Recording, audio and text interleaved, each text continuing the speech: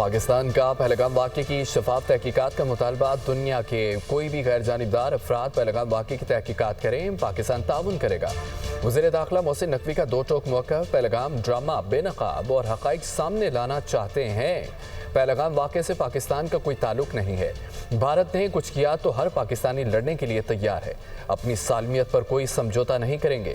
पाकिस्तान में होने वाली दहशतगर्दी में भारत और रॉब मुलव्विस है। भारत के दहशतगर्दी में मुलव्विस होने के सबूत मौजूद हैं। क़दम BLA की एक एक चीज़ से वाकिफ़ हैं। पाकिस्तान ने हमेशा हर किस्म की दहशतगर्दी की मज़म्मत की है। आज तक भारत ने पाकिस्तान में होने वाली दहशतगर्दी की मज़म्मत नहीं की। देखना होगा क्यों। वक्त आ गया, अब दुनिया को जानना होगा दहशतगर्द कौन है। आलमी शख्सियात की मौजूदगी में भारत में दहशतगर्दी क्यों हो जाती है। जिन दहशतगर्दों को हम पकड़ना चाहते हैं उनके इंटरव्यूज़ भारत में चलते हैं। पाकिस्तान कश्मीरियों की हिमायत से कभी पीछे नहीं हटेगा। वज़ीर दाखिला मोहसिन नकवी की प्रेस कॉन्फ्रेंस।